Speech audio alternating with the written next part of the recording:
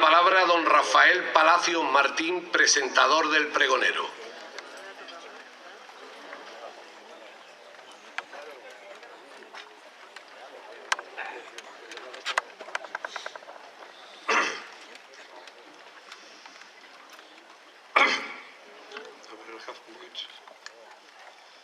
Buenas noches, señoras y señores.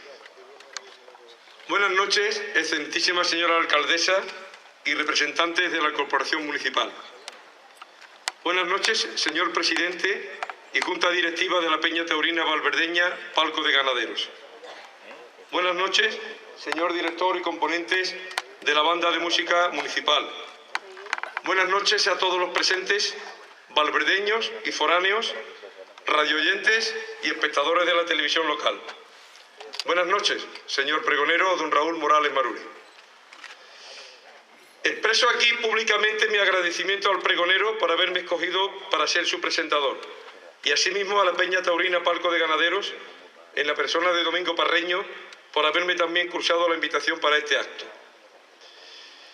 Han pasado ya por esta tribuna muchos pregoneros y sus respectivos presentadores, ante todo aficionados de pro, socios destacados de esta Peña Taurina, ganaderos de renombre, ilustres y destacados periodistas taurinos.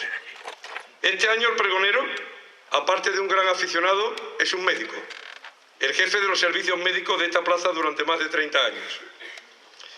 Es una faceta esta de la atención sanitaria a los posibles heridos en el desarrollo de la lidia fascinante, que hace que los profesionales que a ella se dedican unan a su gran afición una manera diferente de seguir el desarrollo del festejo y la realización de cada una de las suertes, con una mezcla de emoción taurina y preocupación, siempre presentes al ver realizar esas ajustadas chicuelinas, esas largas cambiadas a portagayola, esos pares de banderillas, la suerte suprema o una buena vara del picador de turno.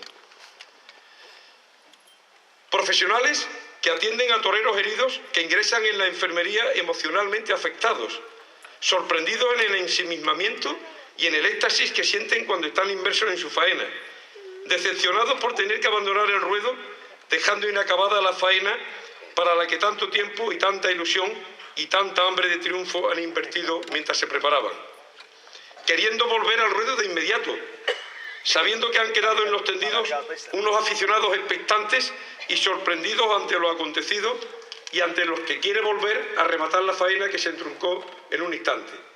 Por cierto, muy buenos y agradecidos pacientes, de lo mejor que te encuentras en tu devenir profesional. Pero permitidme, ahora que me encuentro en el ruedo de este precioso y bicentenario coso, que os manifieste a vosotros la mejor afición taurina de la provincia, y os aseguro que las conozco a casi todas, todos los recuerdos que atesoro desde aquellos primeros años, cuando la enfermería estaba en el localito de la venta de localidades, o en la discoteca de Braulio, o en la clínica de Doctor Don Ronsoro en La Calleja, de las cogidas que en ellas tuvimos que atender. A José Cubero Gillo, lo atendimos ahí en la venta de localidades, a un Morante muy joven, a Chamaco Hijo en el 89, a Mondéjar en el 85, a Pedro Muriel en el 84, a Rubio de Utrera y a Matías Vizcaíno en el 90, cuando se montó la Plaza Mortátil en Triana. Y cómo no recordar el espectáculo tan hermoso con la plaza a rebosar el 12 de agosto de 2000, con gente en la calle que no pudo entrar en la primera corrida de cuadri de tan gratísimo recuerdo. Tarde de postín en la que pude saludar a amigos y conocidos que habían venido desde Aracena, Cortegana, Nerva, Zalamea, Calañas. Lo mismo que cuantos empresarios he conocido al frente de los festejos que aquí se celebraban, desde Rosalén y Mirabeleño, a Roca y Capillé, a Leonardo Muñoz, a Manuel Ángel Millares con Miguel Ángel González, Sergio González, Antonio Picamils, Víctor Pérez y ahora Jorge Buendía. ¿Cuántas tardes han estado junto a nosotros nuestros queridos amigos y estupendos periodistas taurinos Paco Guerrero, Vicente Parra y Cipriano Díaz, que por cierto fue uno de nuestros primeros pacientes en Moguer, porque también algunos periodistas taurinos de raza llevan a gala sus cicatrices. Muchos recuerdos también del tantos años conserje de esta plaza, José María, y del perenne asesor taurino junto a la presidencia, Joselito con su sombrero característico. ¿Y qué banda de música tenéis, valverdeños? ¿Cómo suena? ¿Cómo se me erizan los vellos cuando interpretan Nerva, Valverde, Ayamonte, Dávila Miura y tantos otros? ¿Y cómo no acordarme aquí de mi compañero durante varios años en el hospital, mi buen amigo Pepe Cejudo, que en gloria esté, vuestro alcalde durante muchos años? Pepe, donde quiera que estés y nos estés viendo, para ti esta parte del brindis que para seguro el pregonero te va a dedicar. Gracias a la gran afición que tenía y al apoyo del ayuntamiento que dirigía, a todos los aficionados en general y a los más distinguidos, entre ellos representados por la Peña Palco de Ganaderos, a cuyo presidente José Antonio Conejo felicitamos y aplaudimos por la continuidad de estos pregones, antesala de esta gran fiesta taurina. Pues vamos ya por el 24º, casi un cuarto de siglo de pregones taurinos y de consiguiente ferias con toros. Y hay que felicitar también a esta gran afición de Valverde, tan digna de admirar por su entendimiento de las faenas, por el respeto demostrado a todos los profesionales que participan, por la alegría con la que viven sus fiestas y, por qué no decirlo, por mantener su feria taurina en estos años inciertos de crisis y pesimismo en que muchos otros pueblos han dejado de celebrar sus tradicionales festejos taurinos. ¿Y qué es una feria que se precie sin sus correspondientes tardes de toro? Por supuesto que se ha conseguido con el apoyo de la Corporación Municipal, a cuya alcaldesa, Loles López, saludo y desde aquí agradezco en nombre de todos los aficionados el apoyo prestado. Trabajando como he trabajado en el hospital de Río Tinto desde su apertura en el año 83, os conozco a muchos de vosotros por haber pasado por allí como pacientes o acompañantes de familiares o amigos.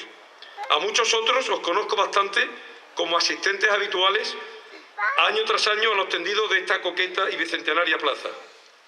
En mi recuerdo, algún compañero, algún aficionado muy querido por mí, como Pedro Azogir, que ya no podrá venir. Otros sois mis amigos personales. A todos os digo que enhorabuena, que estamos ya en la preferia, que ya están puestos los farolillos, que ya está Triana Preciosa, presentados los carteles con ese sensacional mano a mano entre Rafaelillo y Ferrera. Y perdonadme que me haya extendido tanto en mis recuerdos personales, pero es que Valverde significa mucho para mí, los años que he venido, los amigos que aquí tengo. Pero he venido a presentar al pregonero. Raúl Morales nace en Guayaquil, preciosa ciudad portuaria de la hermana República del Ecuador, en 1945.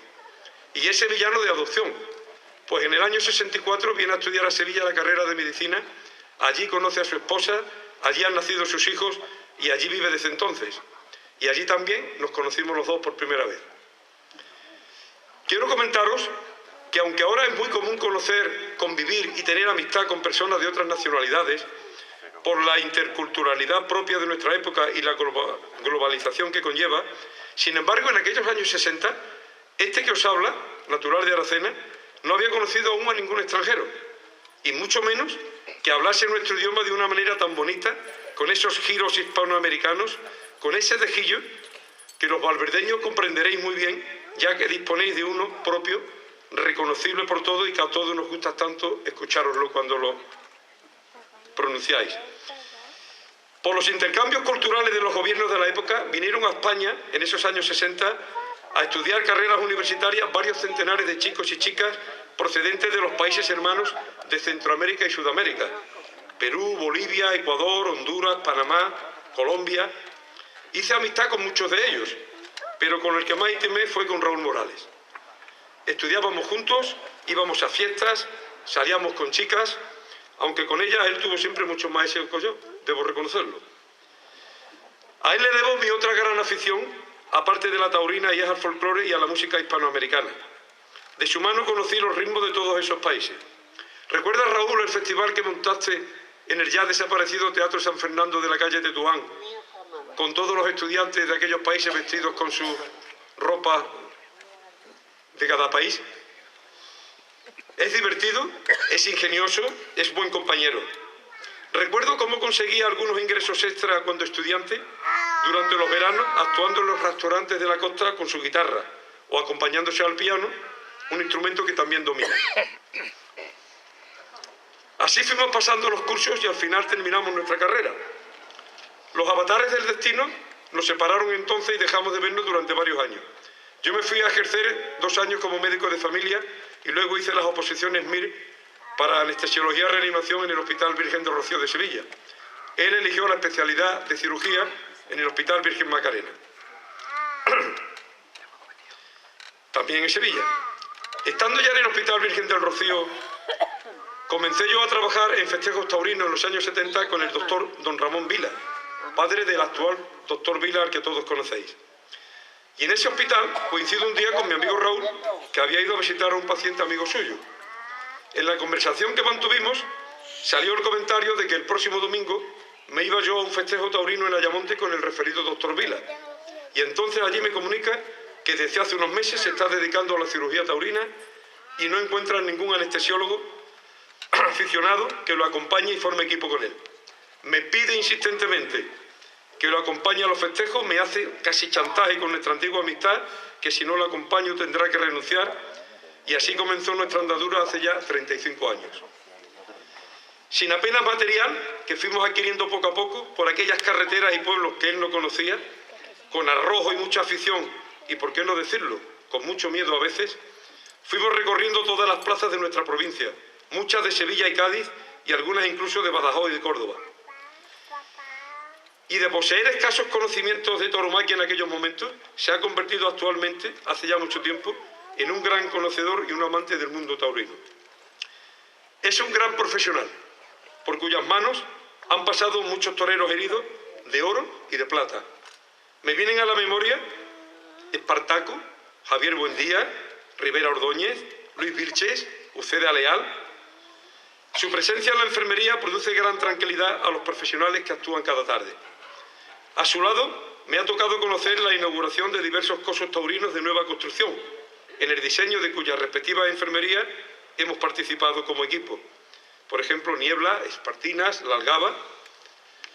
A su insistencia se ha debido también la restauración y al adecentamiento de algunas enfermerías decimonónicas que conocimos en ciertas plazas de toros, con las paredes sin enfoscar, sin el agua corriente, sin electricidad, como Zalamea, Santolaya y muchas que conocimos. Juntos nos asociamos a la Sociedad Nacional e Internacional de Cirugía Taurina cuando era presidida por el doctor Máximo García de la Torre, cirujano jefe de la Plaza de las Ventas de Madrid. Sociedad que agrupa y representa a todos los profesionales que nos dedicamos en estos menesteres en toda España y en el extranjero, en las plazas donde hay toros. Ha sido también fundador de la página web www.cirugiataurina.com, que es señera en el ámbito que representamos. Y en fin, cedo ya la palabra al verdadero protagonista de este acto, nuestro pregonero, el doctor Raúl Morales Maruri. Raúl, te dejo el toro en suerte, tuyo es. Muchas gracias.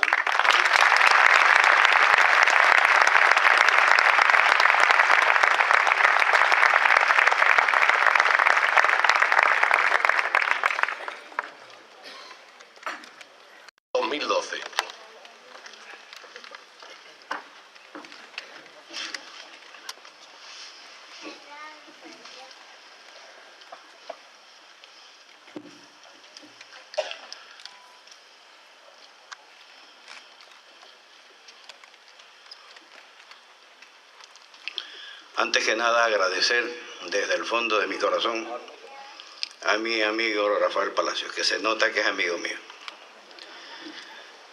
Excelentísima señora alcaldesa de esta ciudad, doña Loles López Gavarro. Señor don Juan Carlos Gutiérrez. Señor don Domingo Doblado, señores concejales de este consistorio y demás autoridades.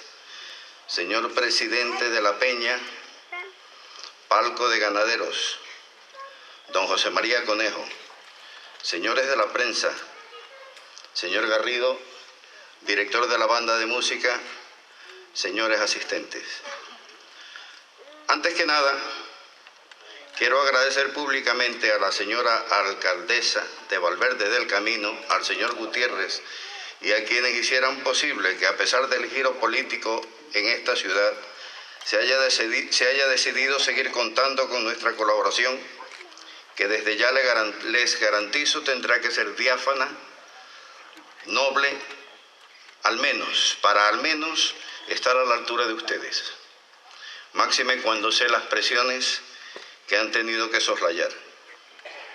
No es costumbre al uso por esta tierra, y les honra ser la excepción de la regla.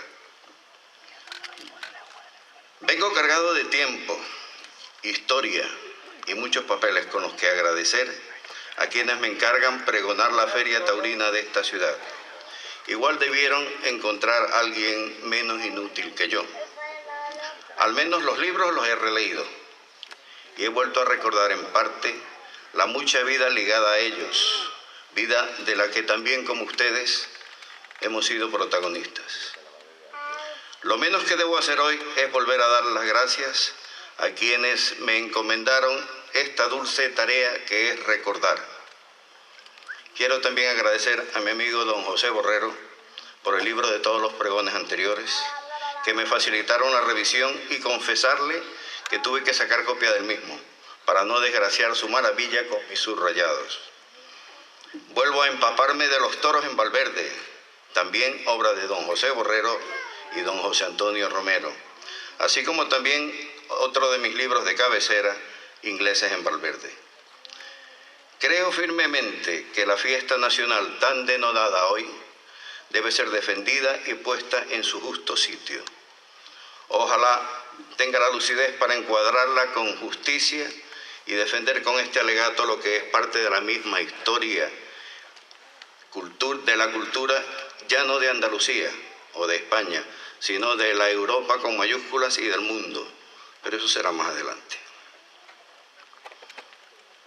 Para mí, quienes son Valverde a lo largo de tantos lustros y décadas, porque yo ya puedo hablar de décadas, son don José Segudo, el alcalde de Casi Siempre, nobleza obliga. Quiero dedicarle este pregón a su memoria.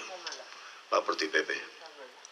Decía, Pepe Segudo, el amigo de mi compañero, mi amigo y anestesiólogo de nuestro equipo, Rafael Palacios, el presentador, Domingo Parreño, Miguel Ángel Domínguez, Lucía Mantero, con quien debo tener más de 100 fotos, Eva Sánchez, los amigos de Palco de Ganadero, Sergio González y su madre, Paco Guerrero, Vicente Parra, Cipriano Díaz, mi querido sufriente, que enseña nuestras cicatrices invisibles. Digo nuestras porque son suyas y llevan mi firma. Luego lo cuento. Alberto Batanero, José María, el conserje de la plaza, que me hizo la entrega del trofeo con el que me obsequió Palco de Ganaderos y que hoy nos ve desde arriba también. Manuel Ángel Millares, Miguel Ángel González y familia, también mis queridos compañeros del equipo médico y sufridores conmigo en el palco de médicos, que cada día mengua más por mor de la prensa, radio y televisión. Son mis queridos colegas también que pasan en volandas por nuestra puerta a la entrada de los festejos, con medio saludo y cara de miedo. Si pasa algo, ya sabes, estoy en el tendido. Si pasa algo, ya sabes, estoy dentro. Y cuando termina el festejo y pasan de nuevo de salida, llevan en el rostro un vaya tela, los de Millares. Es la casa de dirección donde dimos un ciclo de conferencias y nos obsequiaron con votos de esta tierra bendita. Es el libro de los ingleses en Valverde que me educó en lo que fue esta ciudad. El recinto ferial con sus innumerables certámenes, con la amabilidad y cortesía de su personal, Maite. El teatro y su panoplia de actividades. El ambigú de la calle Carpinteros, Braulio, Loli y sus hermanos. La banda de música, la sin igual, sus pasodobles, mi amigo Domingo Parreño Hijos. ¿Cómo no recordar Valverde del Camino? ¿Cuánto padecimos y en cuántos lugares nos vimos? Como dijo Rafael, el teatro, la radio que fuera la clínica del doctor Dorronsoro, la taquilla, o mejor dicho, el mini espacio, el local ferroviario de los campos de la feria, que se convertirían en campos de Marte, Campos de Guerra, aquel 1990, el 18 de agosto. Es nuestro chiringuito junto al ambigú del teatro, al otro lado de la calle, amenizado por los sones del valverdeño ausente, los bailes, el bullicio, la alegría que luego se convertiría en tragedia de cornada. ¿Cómo no recordar Valverde de camino? Esto inevitablemente me lleva a la gente de mi equipo.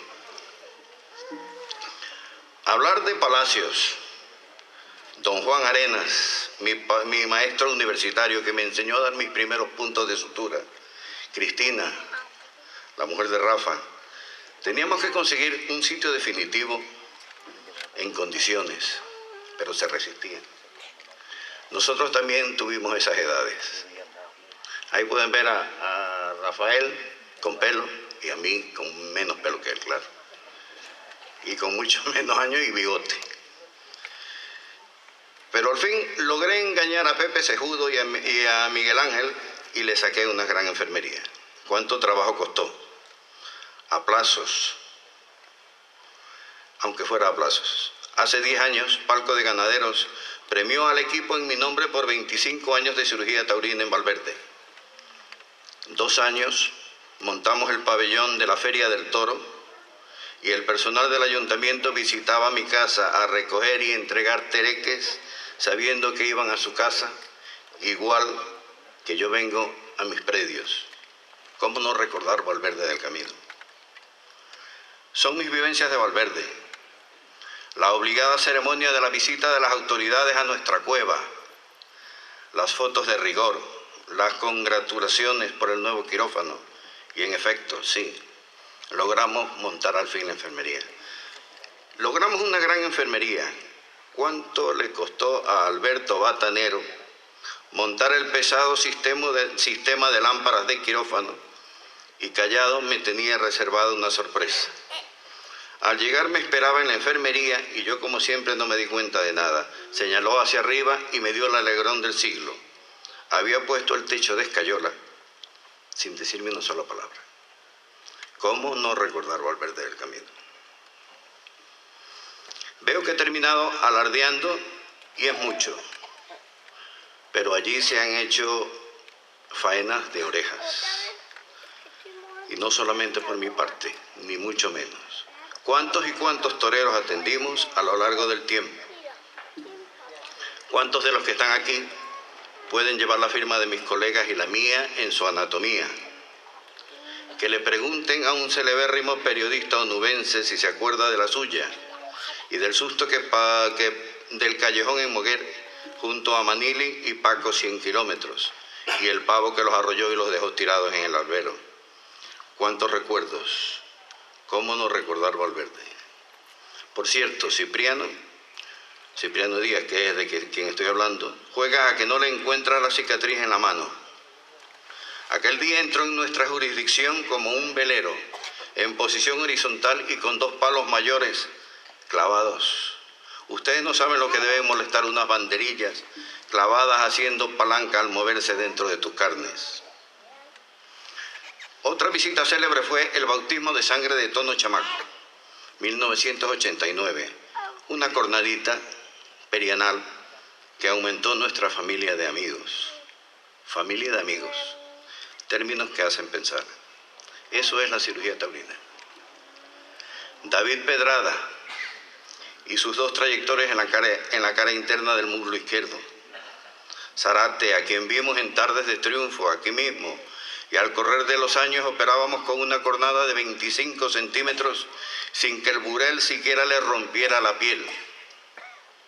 Toreaba entonces en compañía de mi gran amigo el maestrante don Luis Valdenebro, entre nosotros mi amigo el Marqués. Víctor Janeiro, siempre acompañado entonces por su padre. Luis de Paulova, un par de intervenciones y otro de la familia. Ahora, profesor de la Escuela Taurina de la Maestranza de Caballería de Sevilla. Hace pocos días le operamos un alumno muy cercano al Betis, una cornadita en una tienda. Otro grande. Ignacio Uceda Leal, hace unos años, gran cornada doble. El cuerno estaba astillado, tenía una astilla grande y tanto el cuerno como la astilla hicieron una cornada. Le produjo 2 cornadas paralelas. Un toricantano. También atendimos en vuestra enfermería de la plaza a un debutante en el día de su alternativa. Este buen torero se llevó como gordo de alternativa una cornada, una fractura que descubrimos al pasar el dedo por encima del hueso a la exploración y una lesión del nervio que le dejó el pie descolgado. Vaya alternativa. Después se recuperó y volvió a sus menesteres. Y hace ya mucho más tiempo, un cornalón lumbo torácico de Pedro Muriel Delgado, a quien tuvimos que intervenir en las dependencias del teatro. Luego de estabilizarlo lo llevamos a Sevilla y ahí lo operamos nuevamente. Ahora es más fácil ver a Pedro Muriel hijo con los reiletes en las manos, igual a su padre. Al chavalillo de 11 años, que ahora rozará los 30 y muchos, 40, que se dejó el brazo fuera del burladero cuando se escondía y el toro le atravesó las carnes durante la tienta de unas vaquillas aquí. Hace tiempo también otro susto. Los novillos prácticamente levantan los burladeros y zarandean la plaza portátil de la feria, llevándose por delante al Rubio de Utrera con otro cornalón. El cornalón le atravesó del muslo al vientre y a mi amigo Matías Vizcaíno, apellido muy de por aquí, un señor mayor que se encargaba de la gestoría taurina de los festejos de la provincia, un hombre entrañable, de lo más afable y buena persona. Qué gran calificativo. También nos ve desde arriba. Lo pisotearon en el callejón, luego tuvo un infarto en la enfermería y después otro en el hospital. El Rubio de Utrera a la exploración tenía una cornada tan profunda en el vientre que le entraba por la raíz del muslo, le daba la vuelta por dentro del vientre, por detrás pegado al hueso y avanzaba más de 25 centímetros. Lo estabilizamos y lo llevamos a Sevilla para operarlo de nuevo. Y cosa curiosa, después de la nueva exploración, como no sangraba ni presentaba señales de abdomen agudo ni perforación alguna, se decidió en el acto quirúrgico no hacer nada. Se puso un drenaje y esperamos. Y nada, salió adelante, sano y bueno.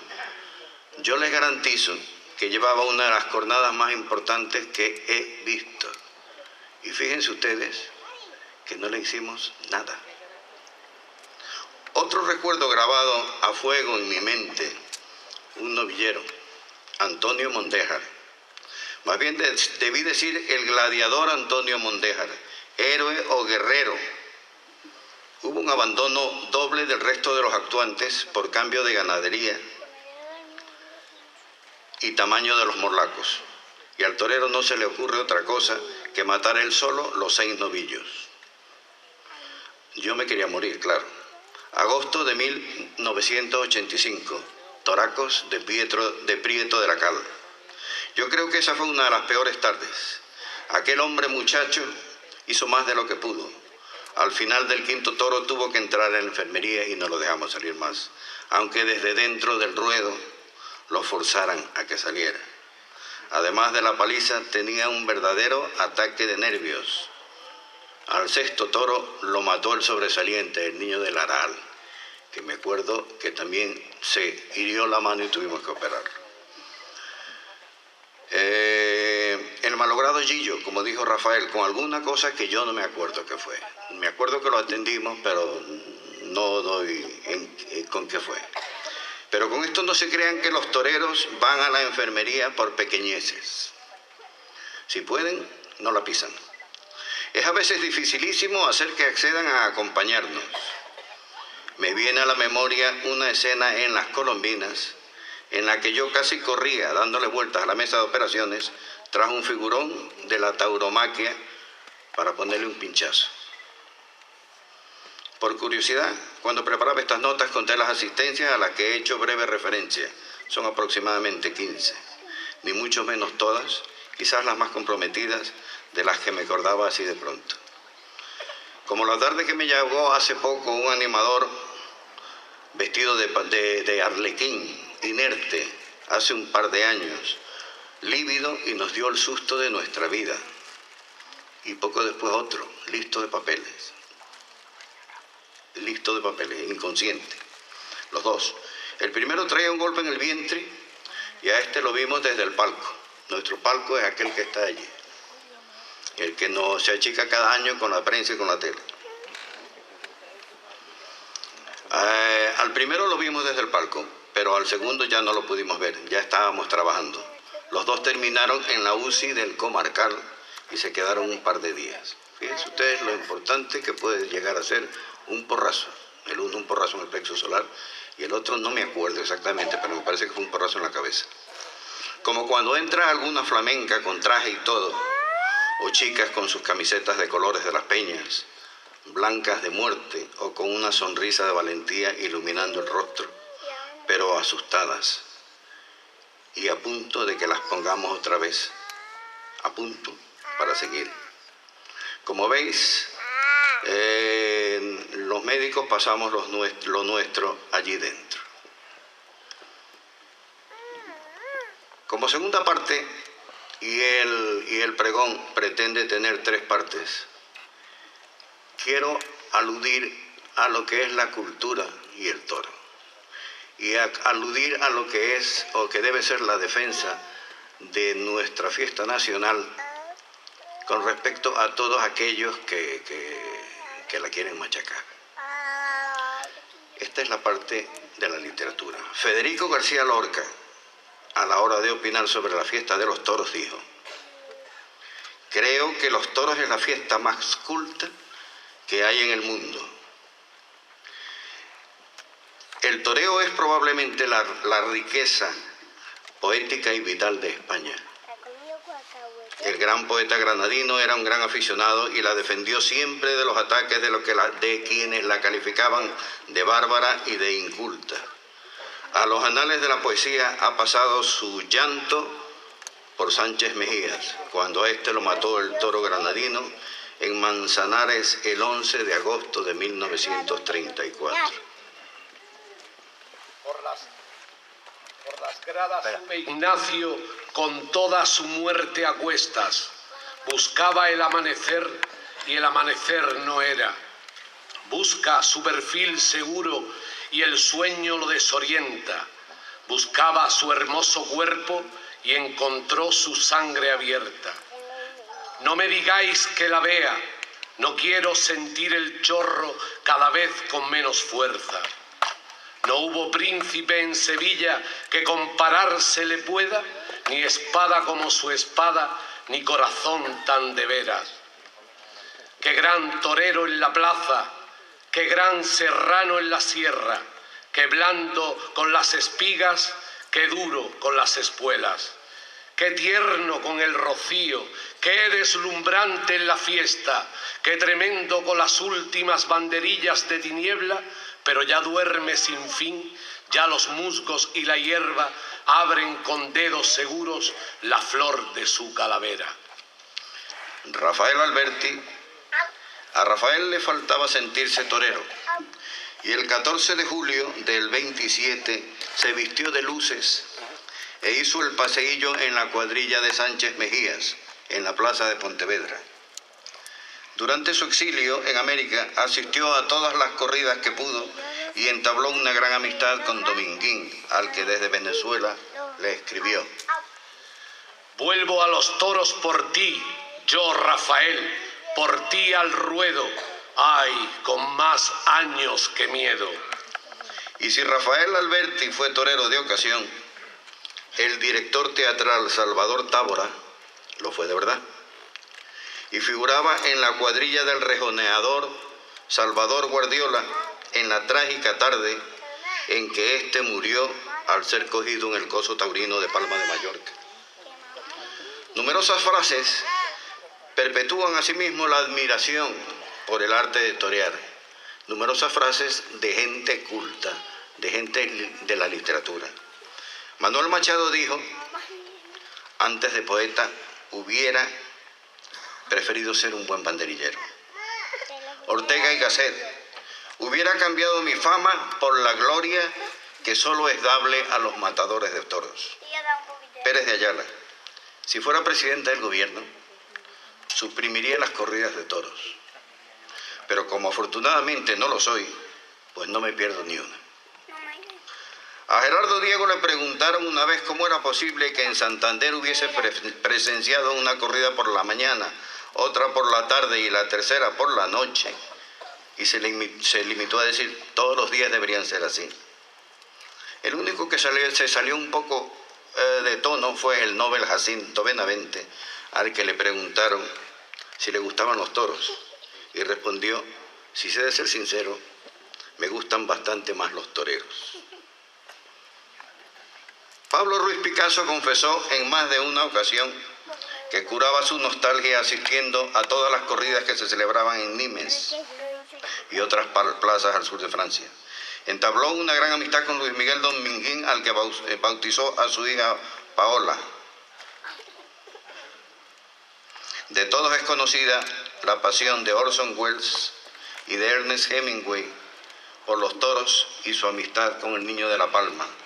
Y aquí quiero hacer un inciso. El Niño de la Palma, a quien yo prácticamente nunca oí, ni había conocido, resulta que fue el fundador de una gran dinastía.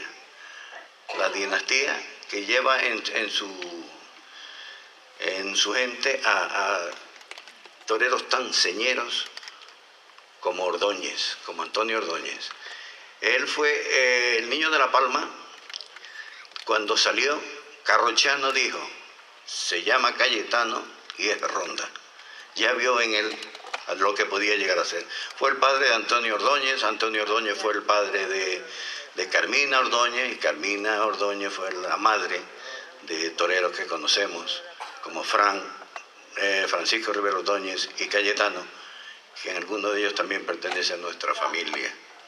Y entre ellos son hijos, nietos, sobrinos, cuñados, y tienen toda su parentela con la dinastía que fundó el Niño de la Palma. Y estábamos hablando de Hemingway. Hemingway se inspiró en el Niño de la Palma para escribir en 1932 Muerte en la tarde. Aunque ya en 1927 se había ocupado del tema taurino en Tarde de Toros, y posteriormente en Verano Sangriento contaba la competencia entre Luis Miguel y Antonio Ordóñez. Fijarse que estamos hablando de la dinastía, y Antonio Ordóñez y entre Luis Miguel y Antonio Ordóñez eran parte de la misma dinastía. Literatura taurina. Recopilar la literatura taurina es tarea imposible, pero quiero dejar constancia que a ella dedicaron parte de su obra José Bergamín, en la música callada del toreo, Vicente Alexandre, Toro, La Acogida, Corrida en el Pueblo, Misterio de la Muerte del Toro, Damaso Alonso, Torrente en la Sangre, José María Pemán, Torero Vistiéndose, Jorge Luis Borges, de la Diversa Andalucía, Miguel Ángel Asturias, Toro Lumbo, Pablo Neruda, Llegada a Puerto Picasso, Rafael Duyós, El Toro Cinqueño, Manuel Alto Aguirre, Era un Dolor, y Joselito, José Antonio Muñoz Rojas, Elegía a Manolete, Gustavo Adolfo Bécquer, La Corrida en Argón, Juan Ramón Jiménez, Auroras de Moguer, Alfonso Canales, Toro Lázaro, Oda a Antonio Ordóñez, y Jorge Guillén, que escribió Mi corazón, cuyo peligro adoro, no es una mera frase cortesana. El hombre entero afronta siempre al toro con peligro mortal. Así se afana. Es más azul el cielo. Es más azul el cielo para las golondrinas. Es más azul el cielo para las golondrinas desde que juega el toro Manolo Bienvenida. Gerardo Diego, versos dedicados a Manolo Bienvenida. Ya retumba y resuena la hueca palma y el vivaz jaleo cuando de pronto surge el centelleo de un dios chaval pisando la arena. Gerardo Diego, versos dedicados a Belmonte. Cante y canto es el toreo, es cante en Rafael de Paula y canto en Curro Romero. José Bergamín, la música callada del toreo. Antonio Ordóñez Hondo, manda y cimbrea, va y viene el lance hondo, la luz torea. El niño de la Palma, chuflillas, qué revuelo, aire que el toro torillo le pica al pájaro pillo que no pone el pie en el suelo. Qué revuelo, ángeles con cascabeles arman la marimorena, pluma nevando en la arena, rubí de los redondeles. La Virgen de los Caireles baja una palma del cielo. ¡Qué revuelo! Vengan o no en busca mía, torillo, mala persona, 2 cirios y una corona tendrás en la enfermería. ¡Qué alegría! Cógeme, torillo fiero, qué salero. De la gloria de tus pitones bajé, gorrión de oro, a jugar contigo al toro, no a pedirte explicaciones, a ver si te las compones y vuelves vivo al chiquero. ¡Qué salero! Cógeme, torillo fiero. Alas en las zapatillas, céfiro en las sombreras, canario de las barreras, vuela con las banderillas. Campanillas te nacen en las chorreras, ¡qué salero! Cógeme, torillo fiero. Te digo y te lo repito, para no comprometerte, que tenga cuerno la muerte, a mí se me importa un pito. Da, toro, torillo, un grito y a la gloria en angarillas. ¡Qué salero! Que se arrastran las murillas. Cógeme, torillo fiero. Rafael Alberti.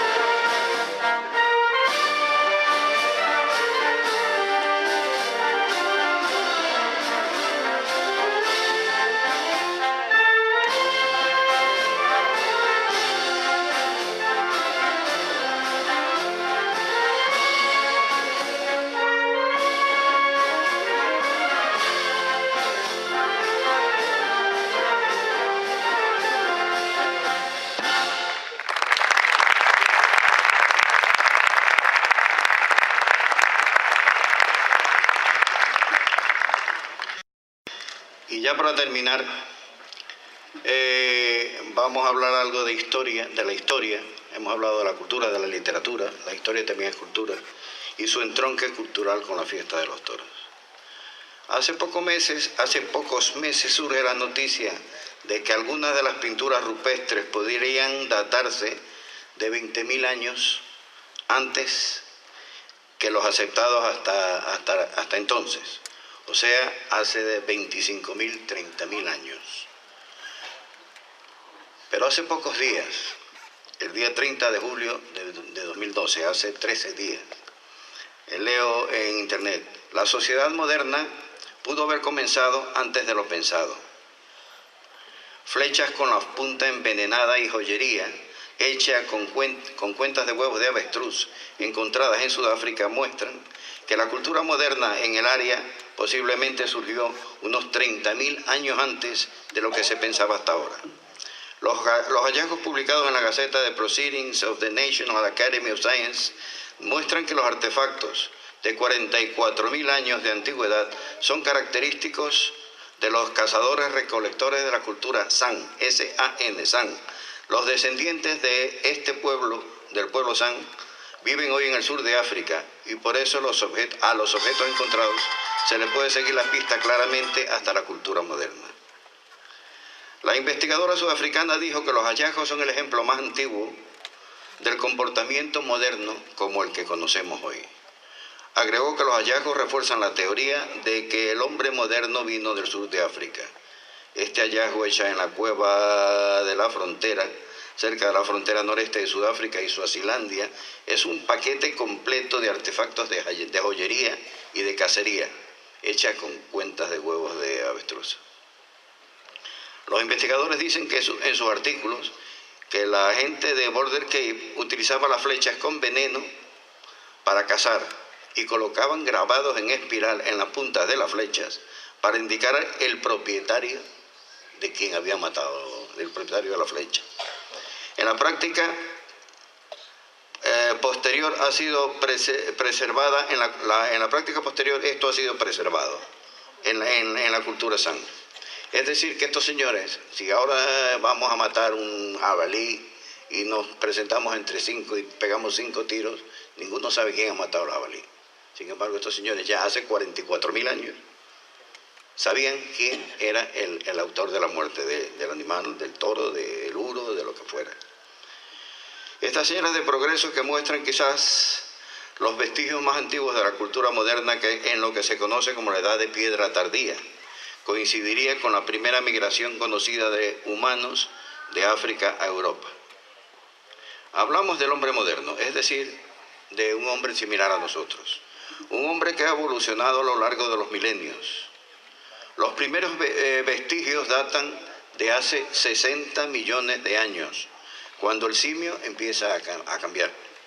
Vendrían el Homo habilis, el Homo erectus, antecesor, Lucy, Neandertal, Cromañón, sapiens, etc. Y en sí, ¿cuál es la gran diferencia? ¿Y qué tantos años ha tardado? ¿Qué tantos miles, millones de años ha tardado?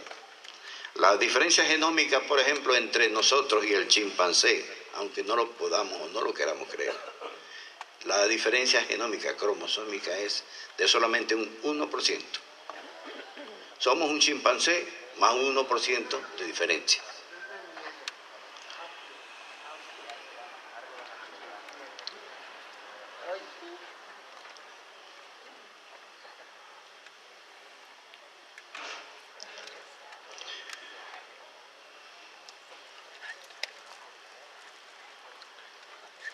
En la bruma de la lejanía, en un medio hostil como ninguno, encontramos a nuestros primeros antecesores que dejan registros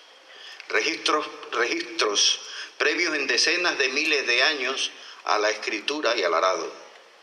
Y se lo debemos precisamente al frío extremo que produce una hambruna desconocida y que también ocasiona que el hombre primitivo se refugie y busque el abrigo de la cueva.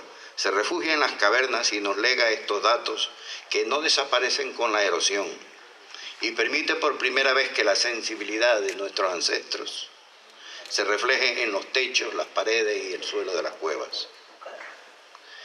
Y desde el mismo principio, Desde el mismo principio de la primera cultura conocida, aparece por primera vez el uro, el toro primigenio. En la oscuridad, entre los vapores de la duermevela, cuando luchamos por permanecer en el lecho y el calor del entorno, suenan en la mente, resuenan, retumban, truenan las palabras del Génesis. El Génesis con mayúsculas por ser el primero, el Génesis del Sumer. En el Sumer se decía, en el principio era el toro. El toro se hizo carne y habitó entre nosotros. En el principio era el toro se hizo carne y habitó entre nosotros. La primera vez que leí esto, se rompieron mis esquemas y todavía inquieta. En el principio era el verbo se hizo carne y habitó entre nosotros. ¿Es acaso sincretismo? ¿Acaso el sincretismo ha cambiado el toro y ha puesto el verbo y se esconde el toro tras el verbo para sus iniciados? El sincretismo no es más que disfrazar a un nuevo Dios con caracteres del antiguo para mantener de alguna manera el culto al antiguo para seguir venerándolo. Solo los iniciados tienen conciencia plena del hecho. Esto sucedía, por ejemplo, cuando se imponían religiones nuevas al pueblo, como en Egipto, cuando Akenatón, el faraón maldito, hijo de Tutankamón, impuso el culto monoteísta a Atón, quitando el culto de múltiples dioses existentes hasta entonces. Luego de su muerte, toda esta locura desapareció y la religión volvió al cauce antiguo del politeísmo. Se regresó a Amón-Ra y los dioses anteriores y se destruyeron sistemáticamente todos los registros referentes a Atón. Se ven borrones por todos lados del nombre de Atón en los monumentos y en las pirámides. Pero pensemos un poco. El verbo. ¿Qué es el verbo? Tenemos que echar mano del pensamiento abstracto para entenderlo. ¿Qué es el verbo? No se entiende mejor. En el principio era el toro. Esto se decía en tierra de sueños, en el país de las maravillas, en la tierra de Entre Ríos, en la tierra en que también resuenan y truenan nombres sonoros y cantarines como Ur, Sumer, Babilonia, Asiria, Uruk, Persia, Anatolia, Constantinópolis, luego Constantinopla, hoy Estambul, Judea, Persia, Caldea, Egipto, Creta. Uro, estamos hablando del uro. El uro primigenio, el toro primigenio. Hablamos de la tierra donde el toro es uno de los dioses principales, donde los toros son reyes, donde los reyes son hombres toros, donde los reyes adornan sus testas coronadas con diademas de cuernos de toro, y a más diademas superponen sobre sus facies barbudas, más nobles y grandiosos son, donde los dioses toros se embalsaman como los faraones, donde los dioses toros tienen palacios, servidumbre y templos de culto como dioses que son, donde surge la amalgama de Serapis, que es la unión de Osiris y Apis, el dios toro. Osiris, la diosa madre de los egipcios, la diosa negra. ¿Acaso no tendrán también un origen sincrético nuestras vírgenes negras? Hablamos de la tierra donde surgió la primera civilización conocida, después del renacimiento del mar Mediterráneo que se había secado al descender las aguas por la glaciación. Después de la glaciación vuelven a subir las aguas y al cabo del tiempo acontece la más terrible erupción conocida de un volcán hasta entonces, el Etna. La erupción produjo el mayor tsunami del que se tiene noticia en el 3800 antes de Cristo aproximadamente. Y junto con el deshielo de los casquetes solares, se produce una inestabilidad brutal de los soportes que mantienen en su lugar al Mare Nostrum. Estamos saliendo del Paleolítico. El Mediterráneo, que ha vuelto a sus niveles, crece, sigue creciendo, rompe sus retenes, abre sus puertas a las mayores inundaciones conocidas, el diluvio universal, y que se llama universal porque afecta a todo el orbe de entonces. Esto crea el Mar Muerto luego de anegar el Bósforo. ciega vidas, desplaza gentes y pueblos enteros hacia las tierras del sur, hacia las tierras llanas y fértiles del Tigris y el Éufrates. Este segundo llamado simplemente el río grande de la Biblia, el río grande. Hablamos de la tierra donde surge el primer mito de la historia, el de Gilgamesh, el rey toro que termina buscando infructuosamente la vida eterna. Aquí se inventa la escritura y con este hecho mágico termina de un plumazo la prehistoria. Se acabó la prehistoria. La escritura termina con la prehistoria, empieza la historia. Se inventa también el arado, la nueva agricultura, la ganadería y el regadío. Se habilita la producción alimenticia en otras magnitudes, lo que lleva al abandono del nomadismo y lleva al sedentarismo, a la formación de las primeras urbes. La primera ciudad-estado, Ur, que tras su desarrollo nos regala una de las maravillas del mundo, los jardines colgantes de Babilonia, que intenta llegar al cielo con su torre de Babel, o torre de Babilonia, que inventa la arquitectura colosal de los zigurats, que llega a tales conocimientos en periodo tan corto de tiempo que se habla de participación extraterrestre.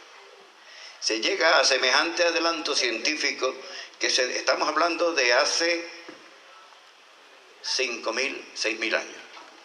Se llega a semejante adelanto científico que se descubren todos los planetas invisibles de nuestro sistema solar casi 5.000 años antes que nosotros, uno de los cuales todavía buscamos, el supuesto 10º planeta.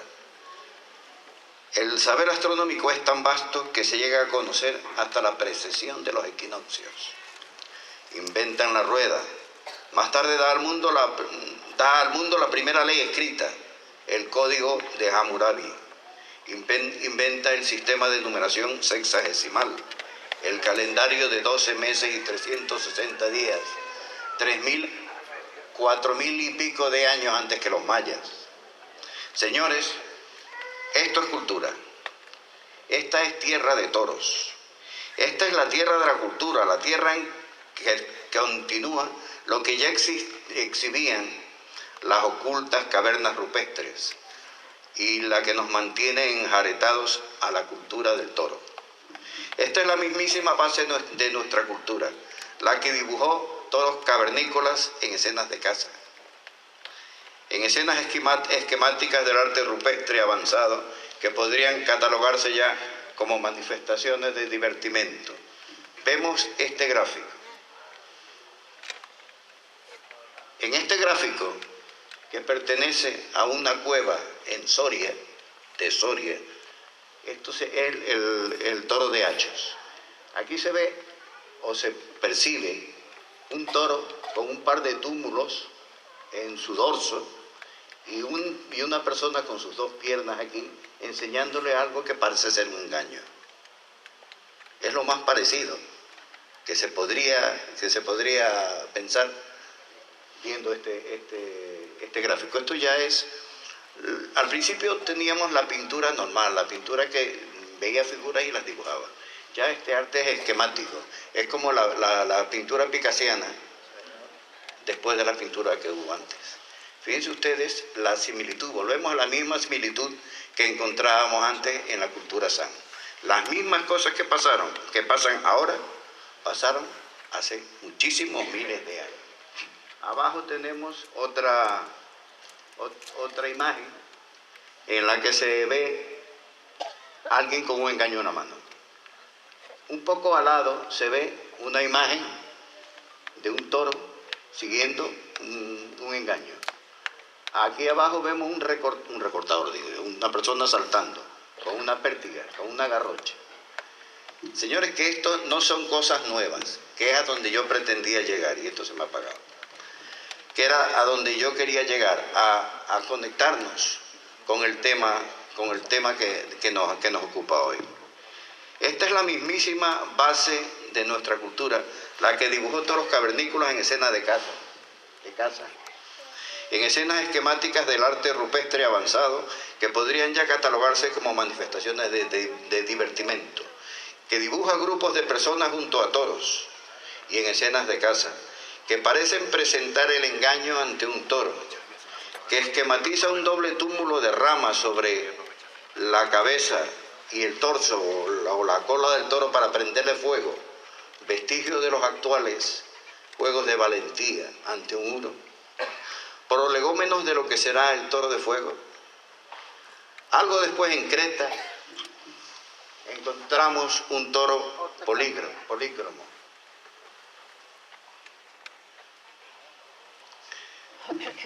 He querido al menos que encontramos un fresco polícromo bien conservado en el Palacio del Rey Minos, en el Palacio de Knossos, en el que se ve un personaje saltando sobre un toro actual, acompañado por dos personas, exactamente igual a lo que hoy hacen los recortadores, y que jamás podría catalogarse como violencia, más bien valor y arte.